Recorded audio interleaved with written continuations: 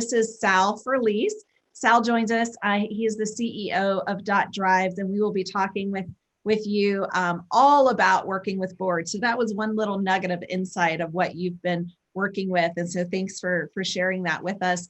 Before we get started, we do like to start every episode by saying thank you and extending our deepest, sincerest gratitude to each and every one of our presenting sponsors. We here at the Nonprofit Show are so extremely grateful to have your continued support, your investment, and really your dedication to the conversation at large. So thank you to our presenting sponsors. And of course, thank you to Julia Patrick, who is not here today. She has another commitment. Julia is the CEO of the American Nonprofit Academy. And in fact, her commitment is all week long. So if you're tuning in this week and she's not next to me, she'll be back next week, but she has left me in good hands. So I'm Jarrett Ransom, also known as the Nonprofit Nerd, CEO of the Raven Group.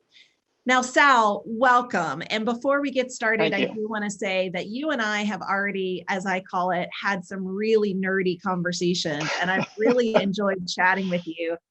For those of you watching again live as well as recorded, this is Sal Furlise. Sal is joining us. He is the CEO of Drives, and welcome again. But I would love for you to tell us a little bit more about Drives.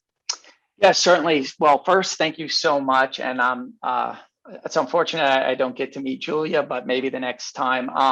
So real quick, Drives was actually birthed as a result of even one of the topics we're going to discuss today, which is how do you better engage your board?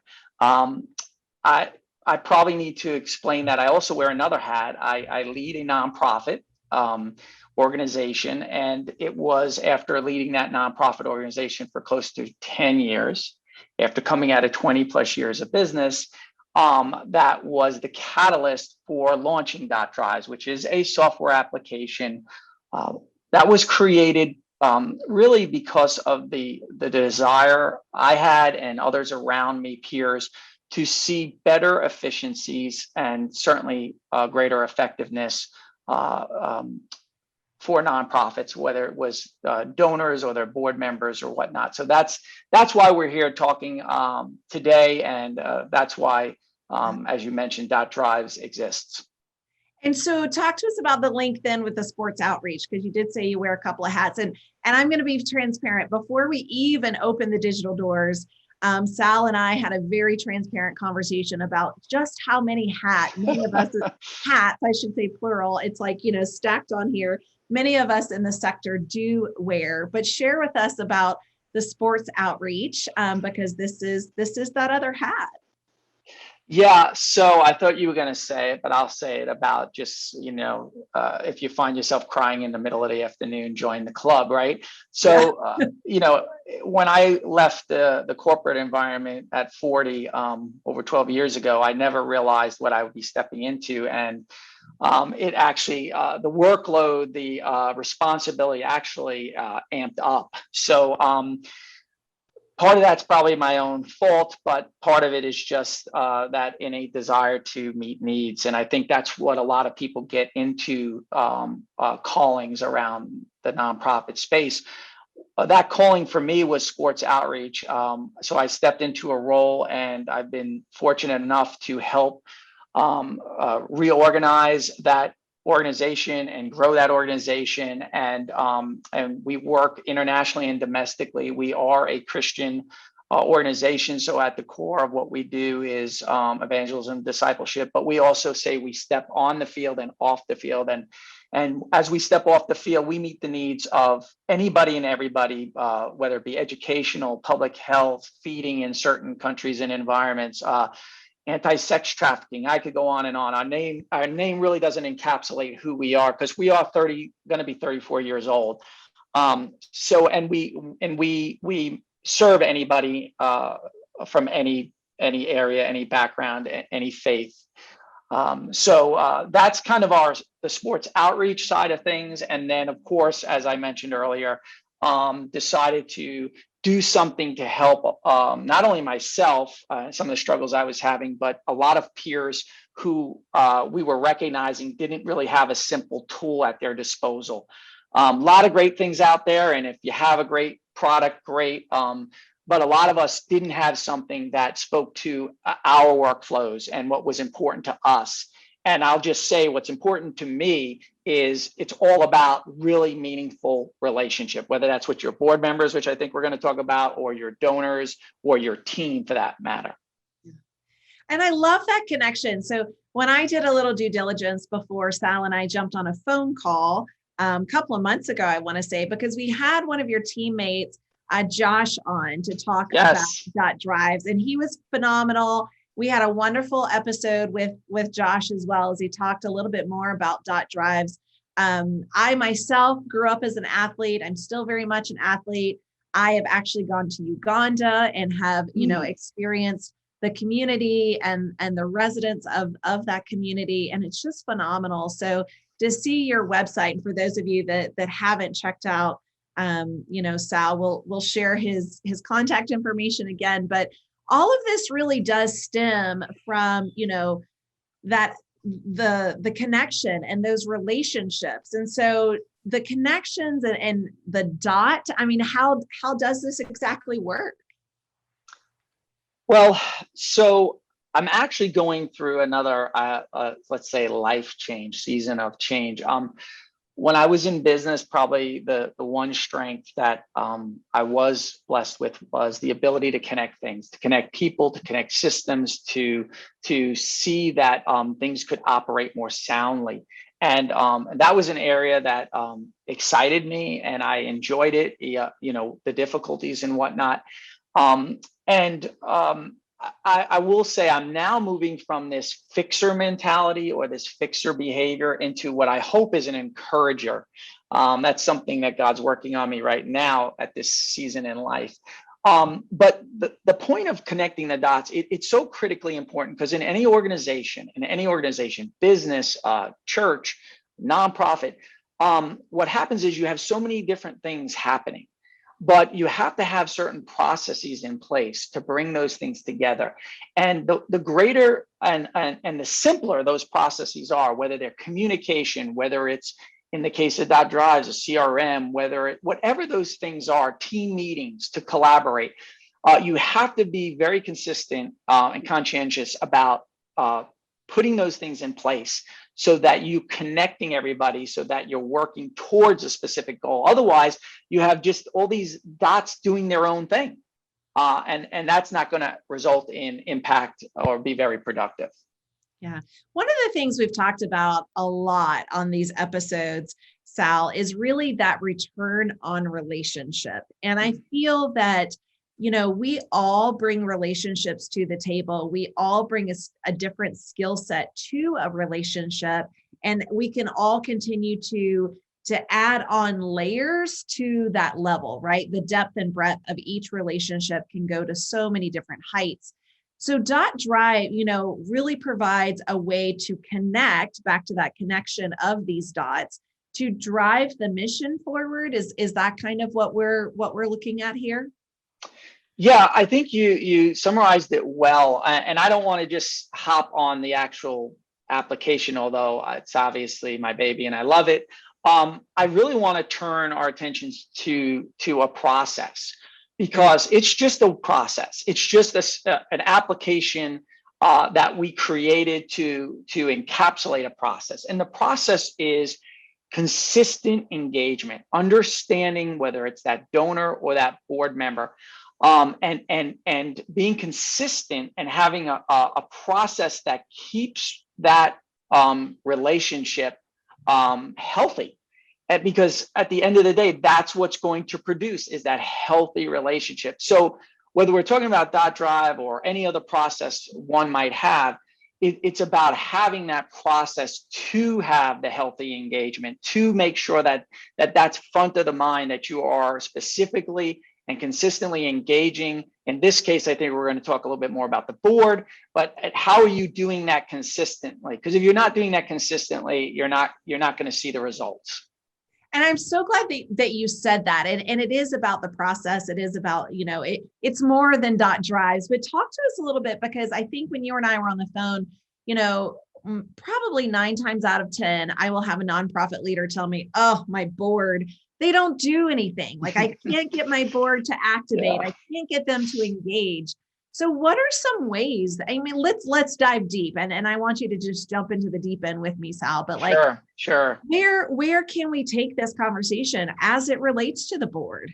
Okay, I love it, and we'll never get it all in. So maybe you'll I'll invite me watch the back. clock. You already Yeah. gave me all the disclaimers, and I know I've got somebody over my shoulder, executive producer, but you just opened the can of worms Yes, because let it out.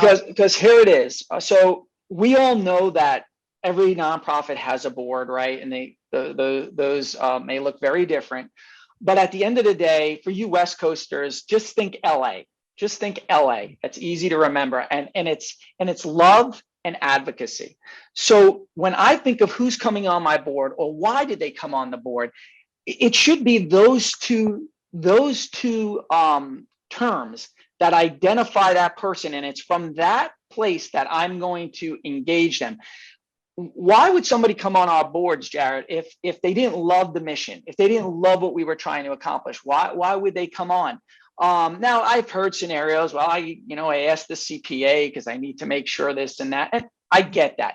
But at the end of the day, what I'm going to tell you, I'm a disruptor in this field, because what I'm going to tell you is, do you know, even if you brought that person on for that purpose, they needed to love what you wanted to do. But sometimes it's those people that are your strongest advocates. I've seen the most type A, non-public people yield just to be honest, the highest level of returns. And it all came down to your level of engagement with them. The executive directors, now I know this isn't going to gain me any friends, but I'm one too. The executive directors that say that, and Jared, you and I've had this conversation, it's probably 9 out of 10. And I've been guilty myself. Oh, my board doesn't do this. My board doesn't do this. My board doesn't do this. I've got what I think is one simple remedy. Own it. Own it. You are the executive director. These are very busy people that have come alongside you. The reason why they are very busy, and the reason why you have them on your board most of the time, is because they're influential, they're professional, they have tremendous skill sets, but they're also being pulled in a lot of directions. It's your responsibility, it's my responsibility to engage them consistently so that they are not the ones that have to lead this out. That's not their role. And so the way I've learned to do it over time, again, this didn't happen overnight, was to just make it very practical and make it a process. So if you want to ask me, like, okay, Sal, it's time to get in the weeds, the simplest thing I can tell you is an annual sit down. An annual sit down. I mean, how many of us actually even do that? We may meet at the board, we may, send an email, but do we sit down with that board member, either face to face or like we're doing right now over the video, and talk through what excites them about the mission? What can we align with so that they want to use their gifts or their influence to be that advocate for your mission? But if you fail to do that, and I think it has to be very systematic. I think it has to be once a year. I think you put it on your calendar. I think you share it with your board. You let them know this is the direction we're going to go in. We're going to have an annual sit down, and it all starts with that. And I could go into more details for sure on that, because that's what begins what I call the board engagement process. I love that. And I hear also from board members on the other side saying, I would do more. I don't know what to do. I don't know what's needed to be done. I don't know where I can best help. So I think having that sit down, is wonderful. So here's a question.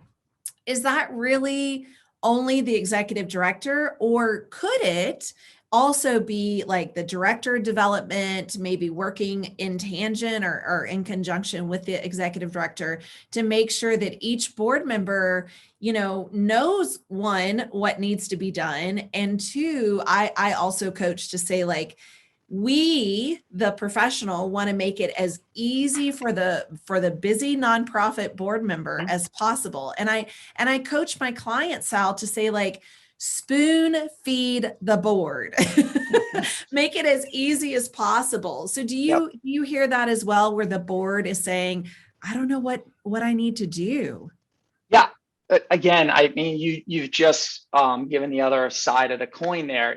We do hear that from a lot of board members who actually want to be more deeper engaged, but they're not getting that that consistency from the executive director, the president, the CEO, or the development director. So as you said, yeah, I don't think it's exclusive to the head.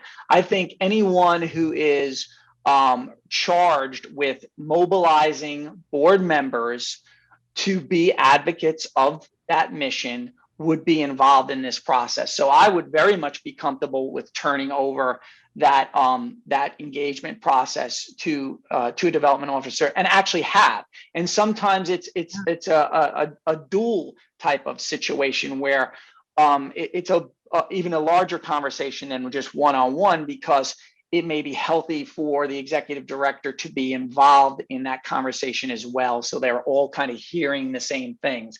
Each organization is a little different. The area I most focus on with our application and when I do any consulting is primarily grassroots to, like, say 1 or 2 million, which most of those, and I'm not telling you anything you don't know, Jarrett, most of those are small shops. They might have an executive director. They'd be lucky if they had a full-time development director in a lot of cases. So again, I'm speaking a little bit to that audience, but to your point, yes, it could absolutely be anyone who's responsible for that type of shepherding of board members. Yeah.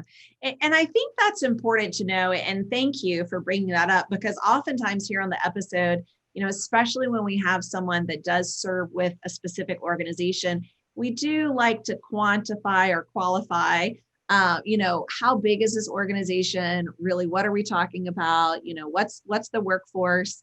Who are the supporters of the organization? And how all of that falls into the success. Because as we just shared, the staff is saying, oh, my board, they don't do anything. And then the board is saying, and I've heard this multiple times, I don't know what to do. I don't know what they need me to do. So to create that system, to create that process, when it comes to engagement, what are some other things that you might recommend when it comes to really engaging with the board?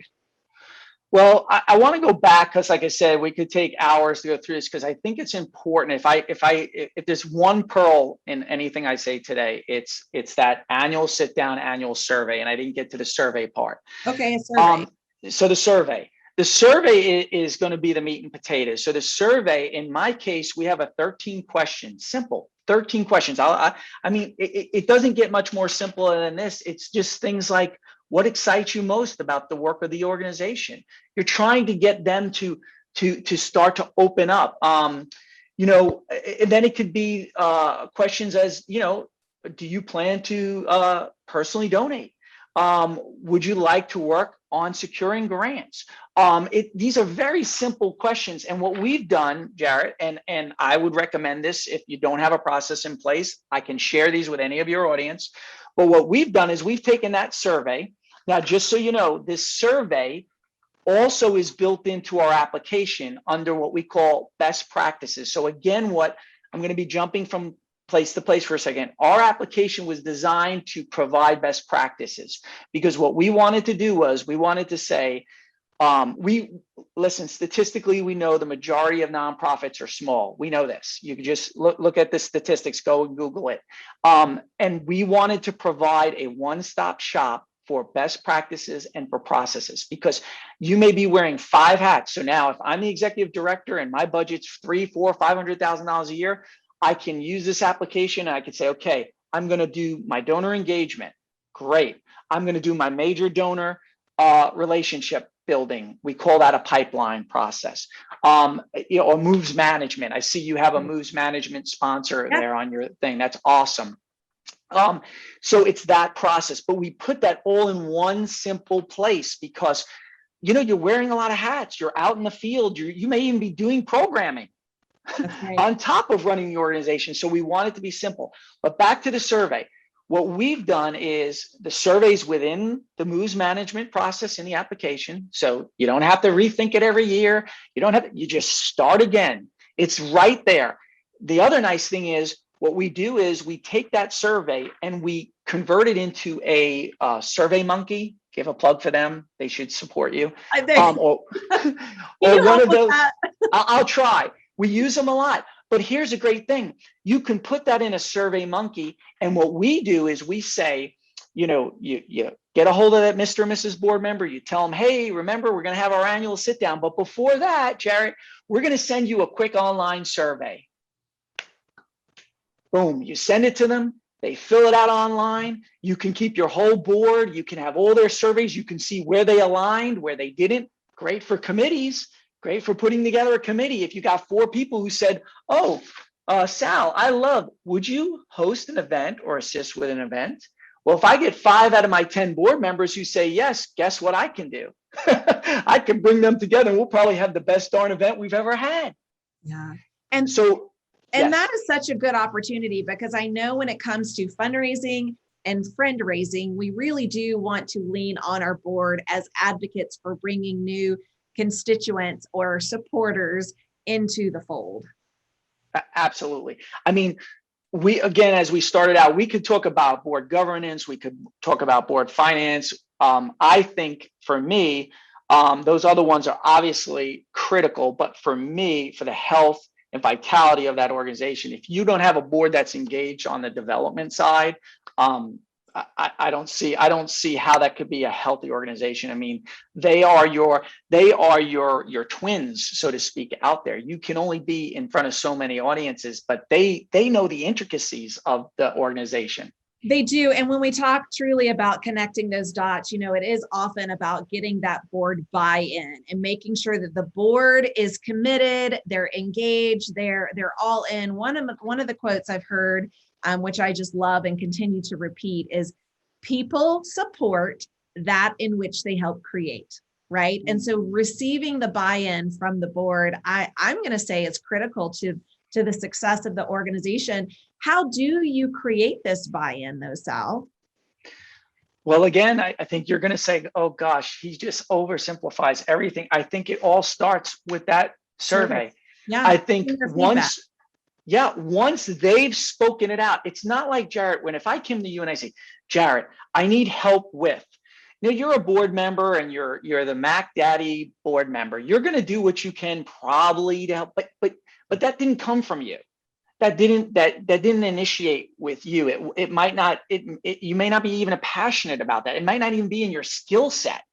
It'd be like me telling you to go speak in front of 300 people and you don't like to do that. You never graduated from Toastmaster. I mean, that's not comfortable for everybody. That's a misalignment. True. So I think, Jared, to answer your question, it all comes back to working through that process once a year and then taking that feedback you've received. They've given you their thoughts. They know why they're part of the board, because they love the mission and they should want to be an advocate. LA. But how do you convert that into the engagement? And that's hearing from them. Now you set the stage, right? You set the stage. You've kind of wrote the script, like, this is what I need. And then you're asking them to say, oh, well, that's a menu. It's like going to a restaurant. Well, you might not like 6 things on it, but you find the one thing you really like or the 2 things you really like. So you get that appetizer, you get that entree, and then, ooh, you love the dessert. That's all we're asking for. We're asking for you to let them pick it. Let them pick it. And then you put it into a process that's consistent. And we don't have time. That's one of the big reasons we built DOT, was it's all about the relationship process. Now we focus primarily on major donors and board member engagement.